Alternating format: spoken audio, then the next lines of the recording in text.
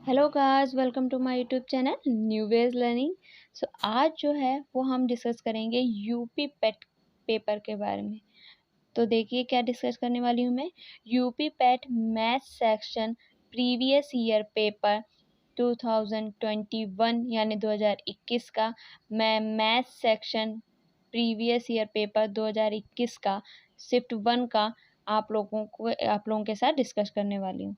तो देखिए यहाँ पर जो मैंने है शिफ्ट 1 का पेपर लिया है, मैं शिफ्ट 2 का भी पेपर लूँगी और सिर्फ मैथ सेक्शन का अभी मैं डिस्कस कर रही हूँ। और मैथ सेक्शन में 5 क्वेश्चन आते हैं, ज़्यादा क्वेश्चन नहीं आते हैं, सिर्फ 5 ही आते हैं। तो आप देख लीजिए कि 5 क्वेश्चन मैंने कैसे इसमें सॉल्व किए हैं और कैसे 2021 में पेपर आया था। तो फर्स्ट क्वेश्चन देखिए। फर्स्ट क्वेश्चन ये रूट में संख्याएं दे रखी हैं और यहाँ क्वेश्चन मार्क भी लगा है और यही हमें फाइंड करना है। और आगे इक्वल में वैल्यू दे रखी है और ये ऑप्शंस दे रखे हैं। तो अब देखिए मैंने कैसे सॉल्व किया है। मैंने सबसे पहले रूट लगाया और क्वेश्चन मार्क की जगह हमने एक्स मान लिया। एक्स मानेंगे तो आसानी रहेगी। तो क्वेश्चन मार्क की जगह एक्स मान लिया और वही संख्या उतार दी। ठीक है।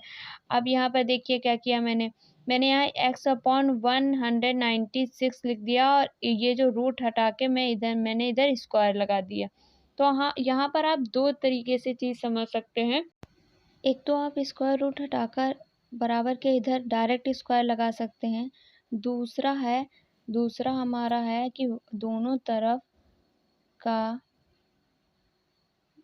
वर्ग करने पर, मतलब कि अगर आप दोनों तरफ का वर्ग करेंगे तब भी आप यही कर सकते हैं। तो मैंने यहाँ पर आपको दिखा दिया है, ये स्क्वायर रूट लिख दिया और मैं दोनों तरफ का वर्ग कर दूंगी। ये 72/56 का होल स्क्वायर। तो ये मैंने दोनों तरफ का वर्ग कर दिया। अब यहाँ पे देखिए, ये स्क्वायर और ये स्क्वायर रूट ये दोनों आपस में कैंसिल हो जाते हैं। जब भी ये साथ में होते हैं तो ये कैंसिल हो जाते हैं। तो ये स्क्वायर जब पूरे में लगा होता है तभी कैंसिल होता है। तो स्क्वायर रूट और स्क्वायर कैंसिल हो गए। अब यहाँ पे यही डायरेक्ट वैल्यू भी यही आ गई, x/एक 196 इज इक्वल टू 72/56 का होल स्क्वायर। तो आप इसे डायरेक्ट भी लिख सकते हैं और इस तरह से भी समझ के लिख सकते हैं कि स्क्वायर रूट मैंने हटाया तो डायरेक्ट स्क्वायर उधर लगा दिया। ठीक है। और ऐसे भी समझ सकते हैं और ऐसे भी कर सकते हैं। अब मैंने क्या किया, ये लिख दिया और मैंने इसका स्क्वायर करके मैंने 2 बार इसको मल्टीप्लाई करा दिया। अब यहाँ पर आप इसे गुणा मत कराइएगा क्योंकि ये बहुत ज़्यादा फिर लेंथी हो जाएगा और आपको सिर्फ और सिर्फ इसे सिंप्लीफाई करना है, इसीलिए आप इसको 2 बार लिख दीजिएगा। तो अब इसकी हम तिरछी मल्टीप्लाई कराएंगे, मतलब तिरछी गुणा। तो यहाँ पर हमें x की वैल्यू फाइंड करनी है, इसलिए x को ऐसे ही रखा रहने देंगे और 196 की मल्टीप्लाई कराएंगे उधर, क्योंकि इसे ऊपर ले जाएंगे। तो यहाँ पर देखिए 196 गुणे 72/56 गुणे 72/56 कर लिया। अब हमें इसे सिंप्लीफाई करना है, तो 8 सत्ती 56 और 8 नमा 72, फिर 8 सत्ती 56 8 नमा 72, फिर 7 से जब इसको मल्टीप्लाई करेंगे तो यहाँ पर 28 आ जाएगा और फिर से करेंगे तो यहाँ पर आ जाएगा 4। अब यहाँ पे देखिए ऐसे गुणा करानी है, 4 इंटू 9 इंटू 9। तो यहाँ पर जो x की वैल्यू है वो 324 मतलब 324 आ जाएगी। तो ये हमारी x की वैल्यू इस तरह से आ जाएगी। तो ये फर्स्ट सवाल ऐसे हुआ। ऐसे ही सारे क्वेश्चंस आते हैं इसमें। और इसका एक क्वेश्चन ऐसे ही क्वेश्चन शिफ्ट बी में भी पूछे गए हैं। तो अब देखिए क्वेश्चन 2 कैसा है। तो क्वेश्चन 2 में ये बहुत लंबा क्वेश्चन लग रहा है पर ये बहुत ही आसान है और इसमें हमें वैल्यू फाइंड करनी है। ये ऑप्शंस भी दिए हैं। तो यहाँ पर देखिए ये क्वेश्चन दिया है, इसके ऑप्शन दिए हैं। अब सबसे पहले हम मान लेते हैं। तो हमने माना 885 को ए वो 115 को बी मान लिया। तो हम मान के करेंगे तो ये क्वेश्चन इजी हो जाएगा क्योंकि संख्याओं में बहुत बड़ा लग रहा है इसीलिए। और यहाँ पर देखिए 2 ही संख्या सिर्फ पूरे क्वेश्चन में दी हुई हैं, मतलब 885 और 115, इसीलिए हमने इसको ए और बी मान लिया। ठीक है। अब ए और बी के फॉर्म में बदलेंगे तो ये हमें आसान लगेगा। अब देखिए जहाँ पर क्वेश्चन में 885 लिखा है वहाँ पर ए और जहाँ पर 115 लिखा है वहाँ पर बी वैल्यू हम पुट कर देंगे।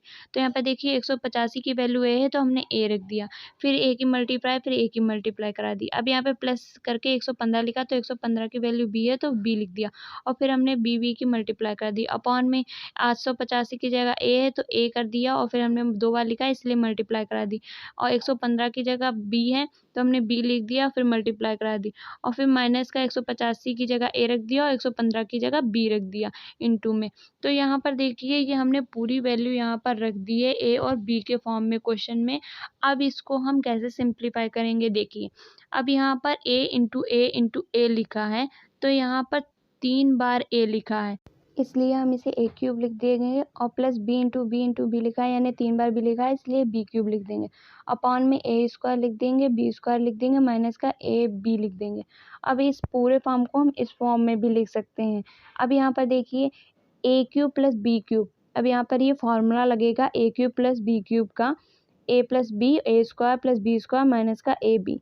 यहाँ पर ये फॉर्मूला मैंने लिखा हुआ है और ये फॉर्मूला मेरी शॉर्ट्स वीडियो है जो मैंने डाली है ये फॉर्मूलाज की, तो वहाँ से भी देख सकते हैं। और इसको डिटेल में आपको समझना है तो यूज़ ऑफ फार्मूलाज मैंने डिटेल में फार्मूलाज को बताया है, वहाँ से भी आप देख सकते हैं। तो अभी के लिए आप शॉर्ट वीडियो देख लीजिए, वहाँ से ये फार्मूला देख लीजिए, याद लर्न कर लीजिए। तो यहाँ पर देखिए मैंने A cube plus B cube का जो है फॉर्मूला यहाँ पर खोल दिया है, A plus B A square plus B square minus A B upon में यहाँ पर जो वैल्यू रखी है वही रख दिया है, A square plus B square minus A B. अब ये दोनों सेम सेम है इसीलिए कट हो जाएंगे और यहाँ पर हमारी वैल्यू ए प्लस बी बचेगी।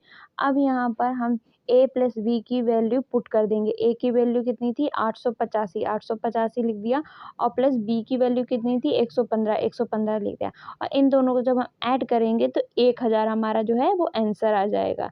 यानी कि यहाँ पर कितना आंसर हुआ 1000 जो है हमारा आंसर हुआ।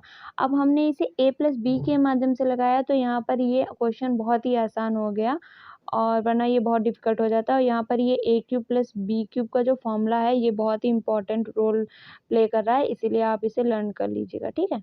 अब यहाँ पे नेक्स्ट क्वेश्चन देखिए, नेक्स्ट क्वेश्चन 3 है।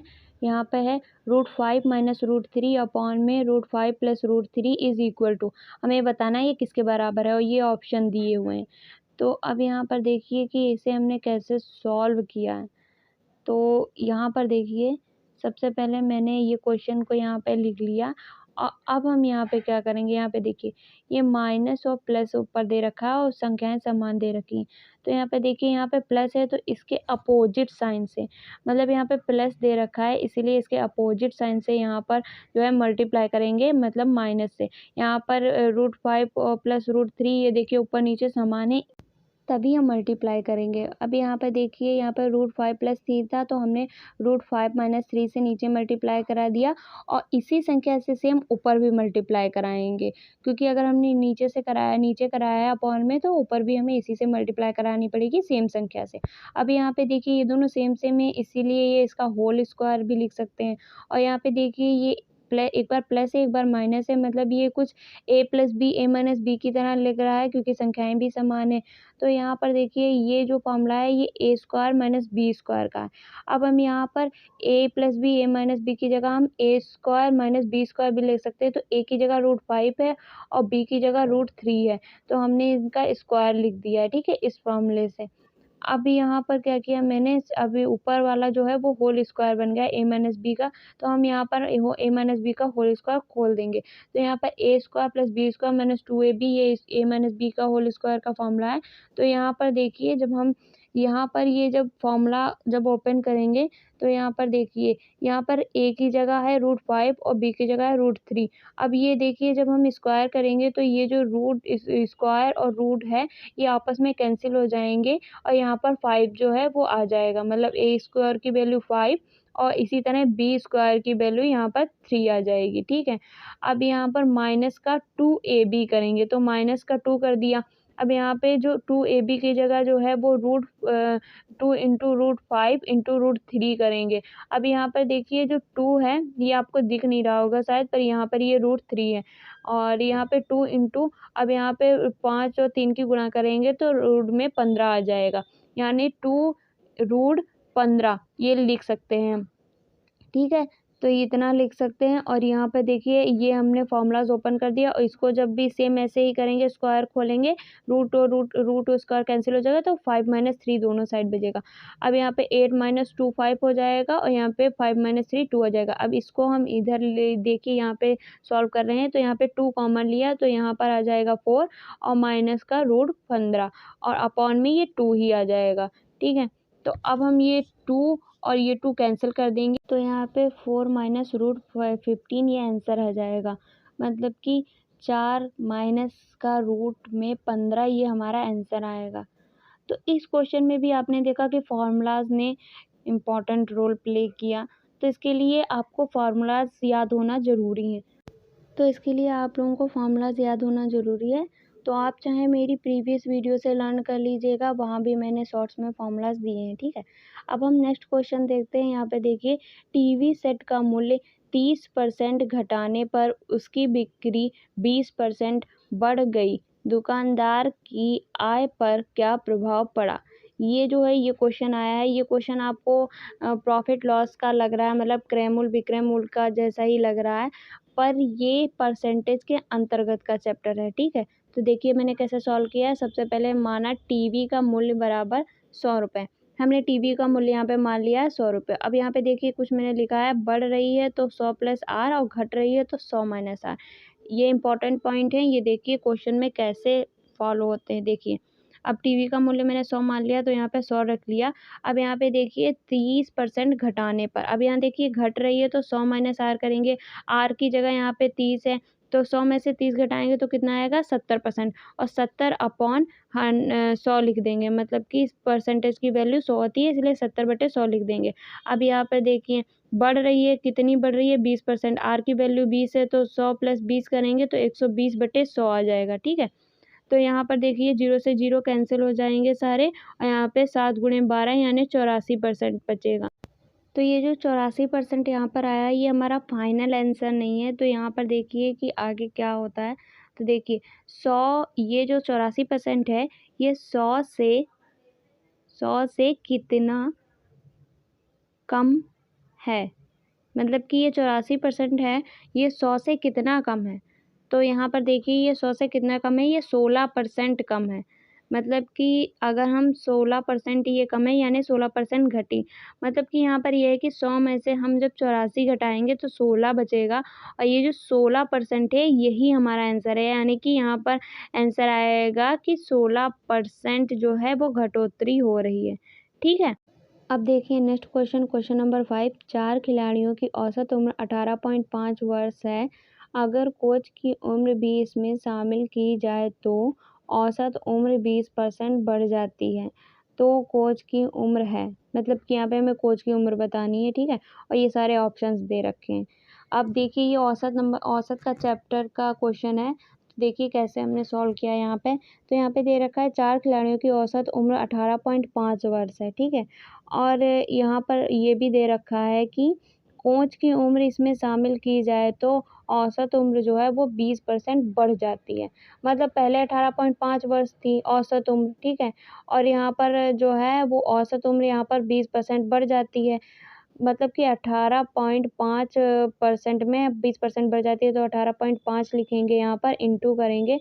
अब यहाँ पे देखिए बढ़ रही है तो 100 प्लस आर करेंगे। आर की जगह 20% है, तो यानी 120/100 करेंगे, और यहाँ से पॉइंट हटाएंगे तो 0 बढ़ेगा, और 0 से 0 कैंसिल होगा। अब हम इसे सिंप्लीफाई कर लेंगे, ठीक है। और जब हम इसे सिंप्लीफाई करेंगे तो आंसर आएगा 111/5 यानी 22.2। ये जो है ये हमारा नया औसत निकल के आया है 22.2। और ये जो औसत है ये 4 खिलाड़ियों का ये नया औसत निकल कर आया, ठीक है, 22.2। तो अब देखिए क्या किया। अब एक ये जो है number into average is equal to sum, ये फार्मूला है number into average is equal to sum. तो आप इससे याद कर सकते हैं, या फिर आप इसको हिंदी में ऐसे समझ सकते हैं जैसे कि हिंदी में मैंने बताया है। तो ये हिंदी में भी इसे लिखा जा सकता है। हिंदी में कैसे लिखेंगे देखिए। तो यहाँ पर जो है हिंदी में लिखेंगे, नंबर की जगह पर रहेगा पदों की संख्या, ठीक है, इंटू एवरेज की जगह रहेगा औसत इज इक्वल टू पदों का योग। मतलब कि सम की जगह पदों का योग। ये हिंदी वाले इसे ऐसे याद कर सकते हैं, पदों की संख्या गुणे औसत इज इक्वल टू पदों का योग। और ऐसे भी कहते हैं कि औसत इज इक्वल टू पदों का योग बटे पदों की संख्या, ऐसे भी याद करते हैं। तो ये फॉर्मूला आपको लर्न हो, चाहे ऐसे लर्न हो चाहे ऐसे लर्न हो, ठीक है। दोनों तरीके से आप इसे लर्न कर सकते हैं। तो यहाँ पर देखिए अब मैंने क्या किया, यहाँ पे देखिए ये अब कैसे सॉल्व करेंगे, number into average is equal to sum को लेकर मैं सॉल्व कर रही हूँ। तो यहाँ पे देखिए, तो यहाँ पर जो नंबर है वो 4 खिलाड़ी की औसत उम्र 18.5 है। तो यहाँ पर नंबर की जगह 4 आ गया, औसत जो है वो 18.5 का है तो वो आ गया, और इसकी जब हम मल्टीप्लाई कराएंगे तो यानी 74 आ जाएगा। ये 4 खिलाड़ियों की औसत का सम है, ठीक है। ये 4 खिलाड़ियों की औसत का सम है। और जो नेक्स्ट अब हम देखिए इसमें कोच की उम्र शामिल कर दी जाए, मतलब 4 खिलाड़ी और एक कोच, मतलब 5 हो गए, और इंटू और औसत से मल्टीप्लाई करेंगे तो यहाँ पर देखिए एवरेज जो है, नया एवरेज आया है 22.2, इससे मल्टीप्लाई कराएंगे तो 111 आ गया। अब ये कोच सहित 4 खिलाड़ियों की औसत उम्र का सम है। तो ऊपर 4 खिलाड़ियों की औसत उम्र का सम था, नीचे कोच सहित 4 खिलाड़ियों की औसत उम्र का सम है, ठीक है। अब ये एवरेज और ये एवरेज जो सम आया है, इसको जो है वो हम माइनस कर देंगे क्योंकि हमें कोच की उम्र चाहिए। तो यानी 111 में से 74 जाएगा तो 37। ये जो 37 वर्ष जो है, यही कोच की उम्र हो जाएगी। यानी कि आंसर कितना आया है, 37 वर्ष। 37 वर्ष जो है वो कोच की उम्र हो जाएगी। तो इसका आंसर 37 वर्ष हो जाएगा, ठीक है। तो ये मैंने सारे क्वेश्चन आप लोगों को बता दिए हैं। आई होप आप लोगों को समझ में आ गए होंगे। तो जैसा कि आप देख सकते हैं, ये यूपी पेट मैथ सेक्शन 2021 के शिफ्ट 1 का क्वेश्चन पेपर था। और यहाँ पर जो है वो मैथ के क्वेश्चन है वो ज़्यादा नहीं पूछे जाते हैं, सिर्फ 5 क्वेश्चन पूछे जाते हैं। मतलब यूपी पेट में मैथ का जो सेक्शन रहता है उसमें सिर्फ और सिर्फ 5 क्वेश्चन ही पेपर में आते हैं। तो इसी तरह मैंने ये शिफ्ट 1 के जो मैथ का सेक्शन था उसका क्वेश्चन पेपर मैंने बता दिया है विद सॉल्यूशन। इसी तरह से मैं शिफ्ट 2 के जो क्वेश्चन पेपर है मैथ का सेक्शन, उसका भी सॉल्यूशन विद सॉल्यूशन पेपर लेकर आऊँगी। और इस शिफ्ट 1 के पेपर में 5 क्वेश्चन में आप लोगों का अगर कोई भी डाउट हो तो आप लोग मुझसे कमेंट बॉक्स में कमेंट करके पूछ सकते हैं, ठीक है। और ऐसी ढेर सारी वीडियो के लिए मेरे चैनल को लाइक करें, शेयर करें, सब्सक्राइब करें और बेल आइकन को प्रेस ज़रूर करें, ठीक है। Thanks for watching.